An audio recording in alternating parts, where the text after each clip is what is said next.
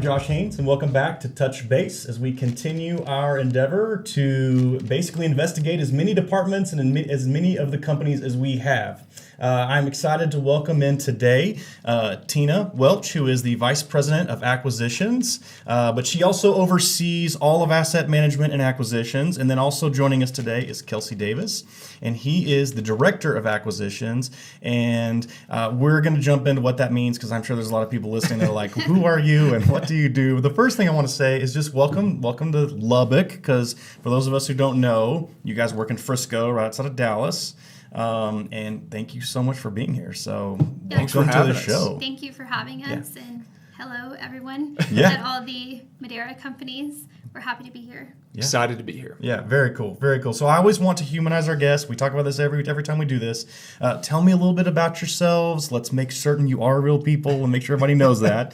So tell us a little bit about yourselves. Tell us how long you've been at Madera, kind of what you've done. I know, Tina, you've done multiple jobs with us. Maybe any personal stuff, whatever you want to share. You don't have to share that stuff either, but just give us a little bit of sense of who you are. You go first, then Kelsey, you can go after her. Okay. So like Josh mentioned, my name is Tina Welch. I've been with Madera since August of 2014, so in total 7 years. I started out working here in our Lubbock corporate office as an intern while I was going through school. I did that for a number of years and worked in kind of different departments, and so I've worn many hats throughout my time here. I grew up in eastern New Mexico. I moved to Lubbock when I was 15. I have a son named Jeremiah. He just started high school. Very so cool. It's been fun here lately. But I moved to Frisco in 2018 to help spearhead and open our office in Frisco. And I oversee the asset management and acquisition team there. Yeah, very cool, very cool. Kelsey? Awesome. Well, my name's Kelsey Davis, and I am Director of Acquisitions. I've been with Madera now for about 3 years, which has absolutely flown by. It's been such a pleasure to get to work for such a great group. So I'm originally from West Texas. I grew up in a small town called Breckenridge. Went to Texas Tech, Reckham. Tina and I actually, that's where we were first introduced, was at Texas Tech. We were both in this real estate organization. I've ventured out. I did a little bit of banking. And then a little bit of pharmaceutical sales. And then when Tina moved out to Frisco to open up the Frisco office, she and I reconnected. And I've been with Madera ever since. Yeah. So it's been a great journey. Okay, so some of us have heard about asset and acquisitions, and we hear the different things that you guys are involved in. But what actually happens in your office? Like, what are you guys doing? What are you guys working on? Who's kind of doing what? And then how does that kind of break out as far as how it actually operates for the rest of Madera? Yeah, so I think right now we're pretty evenly split between acquisitions and asset management. So we have 3 team members currently on our asset management side. And so that would be Micah Worm, Cole Anderson, and Dan Tran.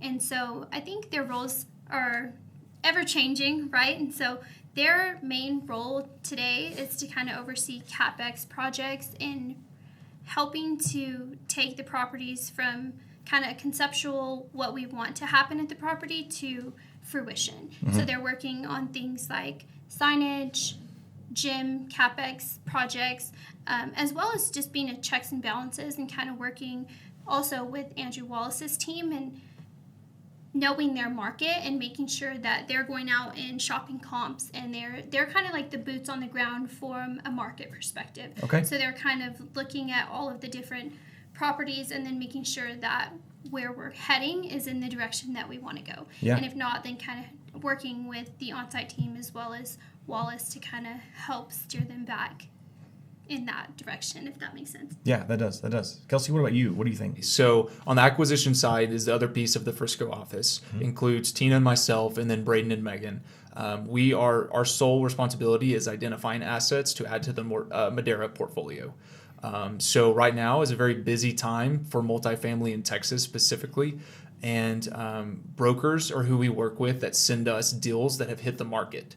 So our job is to take those deals that are on the market and identify, hey, this is something that might be worth looking into to add to our portfolio. And so from the initial receipt of all the historical financials and the rent rolls and putting them into the model, all the way to building a market survey, driving the property, touring the asset, making sure that there's nothing that we may be missing as to why this deal wouldn't work for us, because we only want to acquire the best. Yeah. Like Tina said, we are always looking for an opportunity, and that's our job, is to identify that. And so working with Charlie, who's been, in the multifamily space for so many years, under his wing, and just learning and networking with these brokers to identify different submarkets that are going to bring success, that's our job. And so there's a lot of data that it goes into these deals, and making sure that we understand historically what they've been doing. And then once we decide we're going to purchase this asset, from that point on, we start what's called due diligence, which is where Megan on our team and Braden too work with our operations team. They work with the lender. Tina and I also facilitate that, just making sure that every party has what they need to close the transaction. Yeah. And so obviously with the multifamily property, there's a lot of components that go into that. To make sure that our operations team is ready day one to take over that asset, that's our most important goal. And so working with the different teams and just make sure everything gets closed. That's a big part of our group. Yeah. Yeah. Thank you for sharing that. One of the things we want to do, and this is something that is set kind of at the foundation of who Madera has been, who we continue to be, and something we continue to want to promote, is that we want to be a company driven by values. We want to be a company driven by a bigger purpose. And so you see and you will hear things from our first season, like Dave Marcinkowski talking about Christ and community and constant and never-ending improvement. And so because I know you both, this is close to you as well, how do you guys find a bigger purpose in your work, something that kind of gives you a higher direction, something, and we may call it various things, but where do you find bigger purpose in the different day-to-day things that you're doing? Today, I think for me, it's about helping, Kelsey kind of achieve the things that he wants to do and use his talents and gifts to his ability. And the same thing with all of my other team members, is really just kind of meeting them where they are, and just having leadership that says, hey, it's okay if you make a mistake. Mm-hmm. And we all make mistakes, and we try to show up as our best selves, and sometimes we miss that mark. And so kind of just encouraging my team to do the best work that they can do, but be okay with, hey, you're not always going to get it right. And so long as you're taking ownership of that and trying to do better, then we're going to be here, and Madera is going to be here to kind of help support you to what next level is going to be. No, that's huge, because it is one of those things. I know even when I think about the age of your office, just making certain, because you've got a lot of younger folks in your office, and I think making certain that they know, like, we're with you, we're behind you, and, we got to own mistakes, but at the same time, like we're with you, we're behind you. We want you to be successful, because when we're all successful and when you're successful, everybody comes along and gets to enjoy that. How do you connect with purpose and kind of that higher calling type stuff there, Kelsey? Yeah, it's such a great question. And to Tina's point, she has been a great leader for office, and I will be forever grateful for her leadership. For me, I know when I was looking at joining the Madera team, I did go to their values on their websites, and I did notice that Christ was one of them. And as a believer myself, that was something that was very attractive to want to join a team like this, because Christ was the ultimate example of what a servant looks like. In our industry, we serve people. We serve the individuals that live at our properties. And so I think every day, if we're able to step in with the mindset of the big picture here is a servant-heartedness. Yeah. And so Christ being at the core of that is always something that's important to me. And then I think that just leads well into the impact you make on your community. For our end, we're looking at how to help acquire good assets that we know people are going to live in. And on the renovation side, how we can make them better and better quality product. And then you're always looking to improve. So we always want to improve our processes. And I think that's evident with the growth and the Madera family. It's just incredible to see. And so just having Christ at the center of that, I think, just overflows into every area of our Madera family. Yeah. And then it enables you to get to work with some really good people Absolutely. from different backgrounds and kind of have some commonalities there. And it's honestly, like, our team, I feel like we all go through different days in our office like anyone, and sometimes you're the one that needs the pat on the back, but then sometimes you're patting somebody else on their back. And so just being able to pour into each other, and then we're a piece, understanding we're a small piece of the overall whole. That's kind of where we are right now. Yeah, no, I really like it. And I love that there's there's kind of an intermingling, and you bring up something I think is important too. A couple of things with what y'all said. One, I don't know that we always champion this and say this enough, but Madera's like twice the size it was 5 years ago. Absolutely. You know, and now we are 5 different companies under this one Madera company's brand, and in multiple industries doing some great things. And then to your point, I mean, the diversity of people that we get to work with, whether it's internally, other employees and teammates we get to engage, or to what you were talking about in the way that we serve residents. I mean, we get to touch almost every demographic of people, and that's a neat thing to get to do in our industry. There's a lot of the different stuff that goes into all of what you guys do. I'm interested to see a little bit, and not to rehash some of the things Charlie talked about in his podcast from last season, but at the same time, it is good to hear things again. So when you talk markets, submarkets, things that you're looking for, what is a good thing that you're looking for? What are some of those good characteristics? And then what are some of the things that kind of make you question, how is this good for our investors? So I think we're opportunistic. So we're looking for properties that have some type of story behind them. And that could be anything from having like a value add story, meaning we can go in and turn units and renovate them, which we have done for a long time. It can be a management story because we do have our internal, vertically integrated, and that gives us a competitive advantage because we don't third party manage for our own properties we own.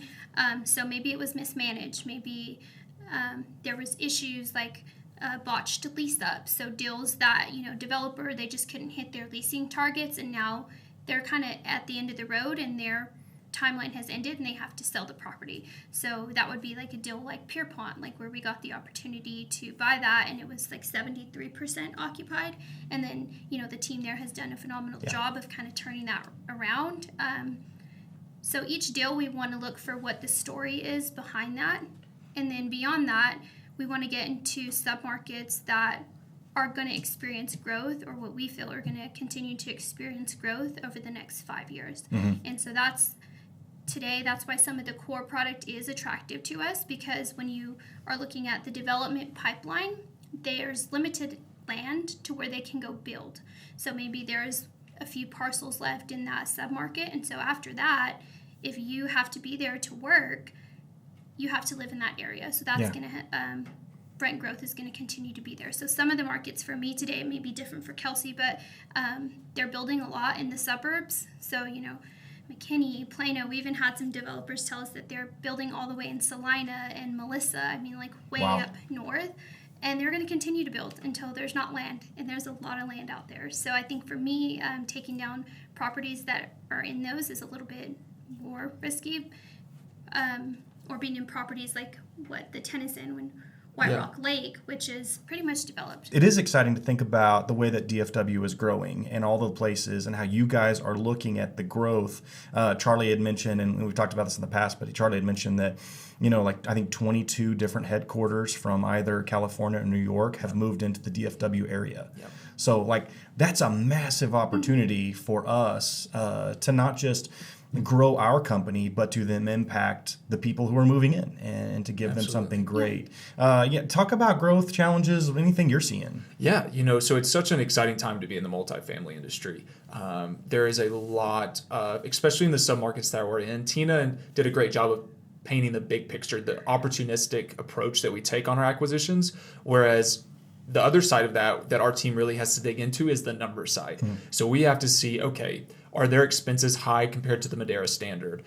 Where are they at on their rents compared to the submarket? Historically, what have rents done in that submarket? So I'm a numbers guy, and that's my job, is to make sure that the rents that we underwrite, the expenses that we underwrite, make sense to create an acquisition that we're able to go in and operationally undertake. And so there's a lot of factors that go into that, and a lot of information that we have to process. And so, one, does it meet the big picture approach? And then two, does it fit in the model? Yeah. And so there's two aspects that we're always looking at. And Charlie has been so great at being able to identify deals. And it's just our job to be able to put those in the model and make sure that the numbers back it up. Yeah, let me ask you this question. I did not prep you for this question, so don't get nervous. Okay, but you just use the term model a couple of different times now. Give me just a general sense of what that means when you say model. Absolutely. Yeah. Okay. So basically, when deals go to market, they're either fully marketed or they sometimes come to us as off-market transactions. If they're fully marketed, sometimes we get a little bit more information, like an offering memorandum, and then we'll typically get rent rolls and a profit and loss or a trailing 12 statement. If they're not on the market, we have less information, and maybe we're talking a rent roll and a T12 as of like today's date, and we have to take those two items and then determine whether we're going to invest a substantial amount of money. So the model kind of comes in was we're taking those two items and plugging them into an internal, underwriting model to where we start to look at, like Kelsey was saying, the rents, the expenses, and then what the loan is going to be, and all of these other factors. Do you have anything to add? Yeah, no, to it's that? our job is to take what we know the property has done historically, and then make assumptions as to where we think it's going to go. And with our assumptions, we try to back that up with as much data as we can. Yeah. We have several different outlets that we can go to gather data. Also, when you underwrite so many deals, we're able to save a lot of how other properties are performing and utilize that into our model. And our model is just this very sophisticated underwriting built in Microsoft Excel. Okay. And so we stick in their historical performance, and then we are able to make several inputs that then build out what we call a pro forma to try to gauge where we think this property can be in the next 1 to 5 years. Yeah. And so what that does is, based on the loan that we're able to get and the equity we're able to get, then we can then try to make a decision as to whether or not that acquisition makes sense for Madera. Yeah. Let's transition here, because I love hearing all of what you guys are doing in your office. But one of the things we know is you belong to a bigger whole. Like, you belong to a bigger part of all the things that are going on within Madera Residential specifically. I think it's important that we talk a little bit about how you guys overlap with other departments and how we're all working together towards a lot of the same things. So give me a little bit of a feel how you work with other departments, where the overlaps are. Just a little bit of detail there. So I think some of the overlaps they start to happen once we are under contract on a property. So then that's when we start to, it kind of rolls out in phases. So we really start working with some of our Lubbock corporate. So we work a lot with Melissa and Mike Nelson's team as we're going through securing a lender and doing the initial diligence. And then once we're officially under contract and the agreements have been executed, then we start to pull in the operations team. And so then that's when the operations team gets the first look at, like, hey, this is the next deal that we're bringing to the table. And then they start to engage their people as well to start looking at, when we do on-site due diligence, they'll all be there to kind of analyze the leases and kind of help us take the property from being under contract to then under ownership. Okay. And so there's a lot of moving pieces. We work with Kavita on utilities, and so there's several departments just in that first phase as we're going through. We're taking it from under contract to now we are the owners of this property. And so it's what overlap do you It's really great for us being in Frisco. The overlap gives us an opportunity to work with a lot of teams here in Lubbock or on site to prepare for takeover. So obviously the initial work on the acquisition side is typically done within the acquisitions team. And at that point, when we decide, hey, this is a property that we are going to purchase, we bring in all the different teams within Madera, whether that's operations, including utilities and marketing. Drew's team as well on the investment side, and his team starts to go raise equity, the capital to make it happen. Yeah. And so just, every day, once we actually get a property under contract, we're interacting with teams throughout Madera, and trying to build a process to where communication is done effectively and efficiently is something that we're working on. We've been extremely busy, and so I know I can say how grateful we are for every team within Madera that has helped with the takeover process, because it can get really crazy, especially on these shorter term closes.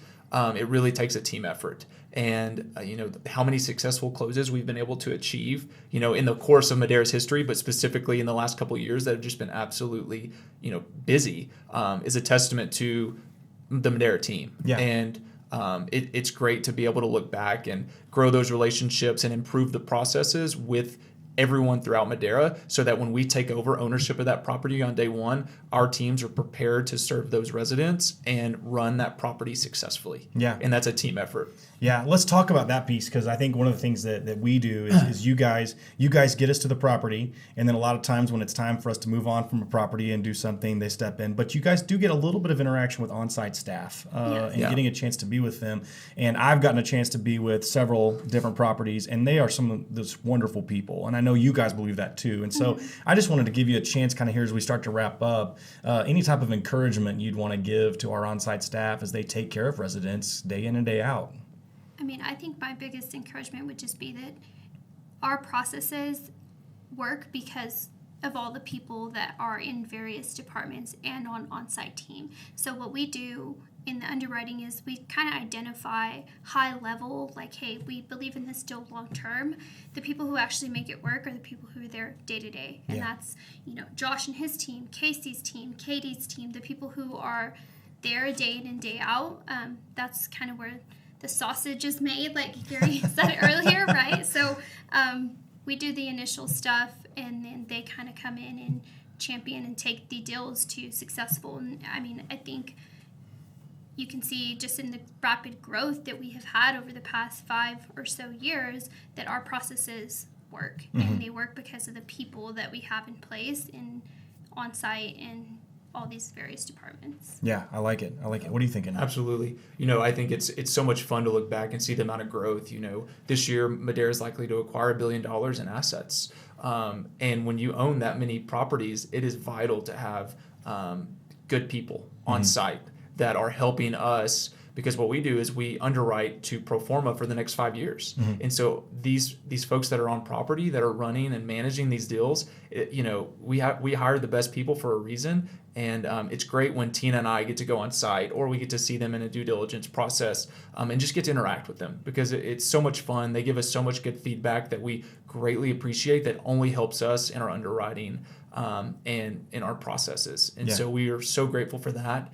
And it's just an exciting time overall for everyone to be a part of the Madera families. Very cool. Very cool. I just want to say thank you both so much for coming. Thank you for flying to Lubbock to have this conversation. It was good to see you interact with everybody here at corporate. To the Madera team out there, whether you are belonging to Viva or you are with Select or Rockwood, Quext, Madera Residential, we thank you guys so much for all the great work that you do.